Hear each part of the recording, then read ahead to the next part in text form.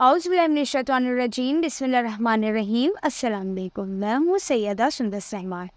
आज हम डिस्कस करेंगे कि शब बारात की हकीकत क्या है। ये ऐसी रात है जिसमें फ़ैसले किए जाते हैं। कौन इस दुनिया में नई शुरुआत करेगा, कौन इस दुनिया को अलविदा कहेगा, किसका ज़वाल शुरू होगा, कौन गरीब से अमीर बनेगा और किन लोगों के नाम मुर्दा लोगों की लिस्ट में लिख दिए जाएंगे। इस रात में इंसानों के बारे में अहम फैसले किए जाते हैं, नामा अमाल तब्दील होते हैं, और अगर हमारा नाम भी मुर्दा लोगों की लिस्ट में आ चुका है तो हमें क्या करना चाहिए। इस रात किन लोगों की मग़फ़िरत की जाती है और वो कौन बदनसीब लोग होते हैं जिनकी मग़फ़िरत नहीं की जाती। इन तमाम सवालों के जवाब कुरान और हदीस की रोशनी में मैं आपको दूंगी, लेकिन आपसे गुजारिश है कि मेरी इस वीडियो को एंड तक ज़रूर देखिएगा। इस रात को मुसलमान तौबा करके अल्लाह की बारगाह में अपने गुनाहों की माफ़ी तलब करते हैं और अल्लाह की बारगाह में अपने गुनाहों को छोड़ने का अहद करते हैं, तो अल्लाह ताला अपनी रहमत के सदक़े में बेशुमार मुसलमानों को जहन्नम से निजात देता है। इसलिए इस रात को शब बारात कहा जाता है। लैलतुल क़द्र के बाद शाबान की 15 तारीख सबसे अफजल तरीन रात है। शब बारात को फ़रिश्तों के लिए अल्लाह ने ईद का दिन मुकर्रर किया।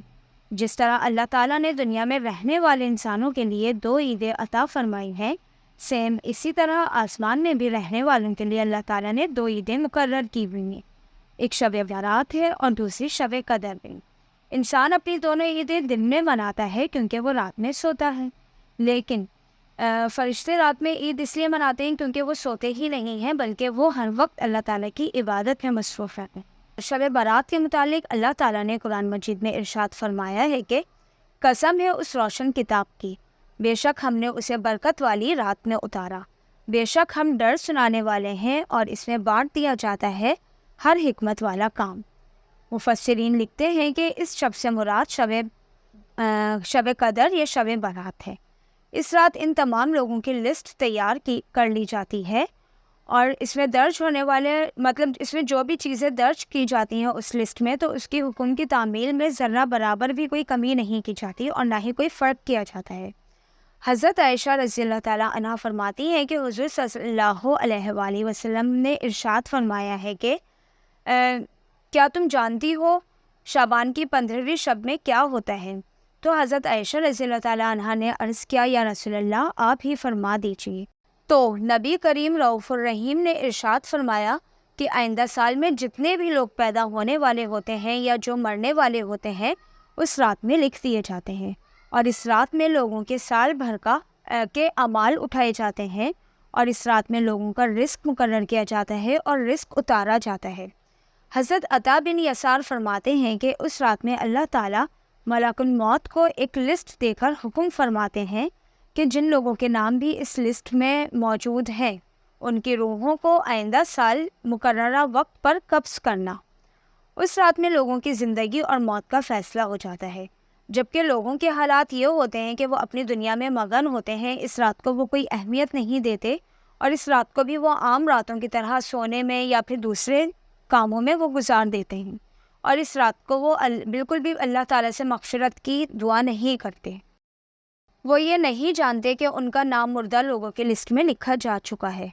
हज़रत उस्मान बिन मोहम्मद रज़ियल्लाहु ताला अन्हु से मरवी है कि सरवर कायनात सल्लल्लाहु अलैहि वसल्लम ने इरशाद फरमाया कि एक शाबान से दूसरे शाबान तक लोगों की ज़िंदगी मुनक़ता करने का वक्त इसी रात में लिखा जाता है।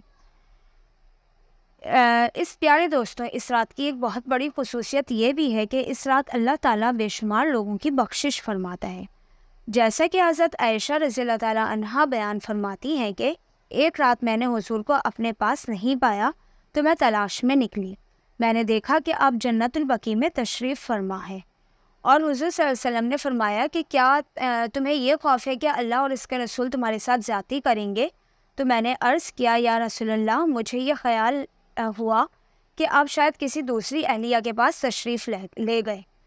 तो हुज़ूर सल्लल्लाहु अलैहि वसल्लम ने फरमाया, बेशक अल्लाह ताला शाबान की 15 तारीख को आसमानी दुनिया पर अपनी शान के मुताबिक जलवागर होता है और कबीला बनु कल्ब की बकरियों के बालों से भी ज़्यादा लोगों की मग़फ़िरत फरमाता है। इस शब में अल्लाह ताला हर किसी की मग़फ़िरत फरमा देता है सिवाय उन लोगों के जो शिर्क करते हैं اور جو بغض رکھنے والے ہوتے ہیں۔ ایک اور دوسری روایت میں آتا ہے کہ حضور صلی اللہ علیہ وآلہ وسلم نے ارشاد فرمایا ہے کہ اللہ تعالیٰ شعبان کی 15ویں شب میں اپنے رحم و کرم سے ان تمام لوگوں کی بخشش فرما دیتا ہے سوائے ان لوگوں کے جو شرک کرتے ہیں یا کینہ رکھتے ہیں۔ اس رات میں اللہ تعالیٰ دعاؤں کو قبول فرماتا ہے اور اس کے علاوہ وہ بہت زیادہ مغفرت فرماتا ہے۔ حضور صلی اللہ علیہ وآلہ وسلم نے ارشاد فرمایا کہ شعبان کی 15ویں شب کو اللہ تعالیٰ کی طرف سے یہ اعلان ہوتا ہے کہ ہے کوئی معافی مانگنے والا کہ میں اسے معاف کر دوں۔ اس وقت اللہ تعالیٰ سے جو مانگا جائے وہ ملتا ہے، وہ سب کی دعا قبول فرماتا ہے سوائے بدکار اور مشرک لوگوں کے۔ حضور صلی اللہ علیہ وآلہ وسلم نے فرمایا کہ شعبان کی 15ویں شب کو قیام کرو اور دن کو روزہ رکھو، کیونکہ غروب آفتاب کے وقت سے ہی اللہ تعالیٰ کی رحمت آسمانی دنیا پر نازل ہو جاتی ہے، اور اللہ تعالیٰ فرماتا ہے کہ ہے کوئی مغفرت طلب کرنے والا کہ میں اس کو بخش دوں، ہے کوئی رزق مانگنے والا کہ میں اس کو رزق دوں، ہے کوئی مصیبت زدہ کہ میں اس کی مصیبت سے اس کو نجات دوں۔ یہ اعلان صبح فجر تک اللہ تعالیٰ کی طرف سے ہوتا رہتا ہے۔ حضور صلی اللہ علیہ وآلہ وسلم نے فرمایا کہ شعبان میرا مہینہ ہے اور رمضان اللہ تعالیٰ کا مہینہ ہے۔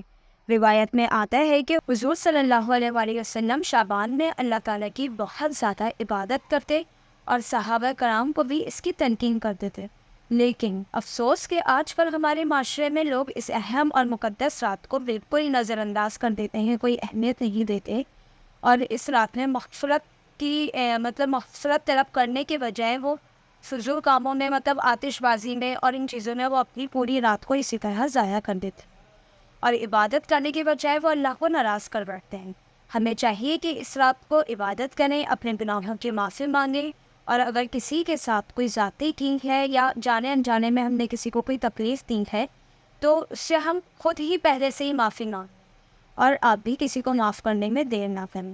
ویسے تو خیر ہوتا ہی ہے کہ واٹس ایپ پر ایک معافی نامہ آ جاتا ہے اور سب ایک دوسرے کو وہی فارورڈ کر دیتے ہیں اور یہ سمجھ لیتے ہیں کہ ہمارا فرض پورا ہو گیا، حالانکہ ایسا بالکل بھی نہیں ہے۔ ایک میسج کے فارورڈ کرنے سے آپ کا مقصد پورا نہیں ہوگا اور نہ ہی آپ کو معافی نامہ مل سکے گا، بلکہ کوشش کریں کہ اگر کسی کا آپ نے دل دکھایا ہے تو آپ زبان سے اس سے معافی مانگیں۔ اور سیکنڈلی یہ سب سے اہم بات یہ کہ اس رات کو عبادت میں گزاریں، فضول کے کاموں میں بالکل نہ لگائیں، دن ضائع نہ، اپنی رات ضائع نہ کریں، فضول کے کاموں میں عبادت کرنے میں اپنا ٹائم گزاریں، اپنے دن کا روزہ رکھیں۔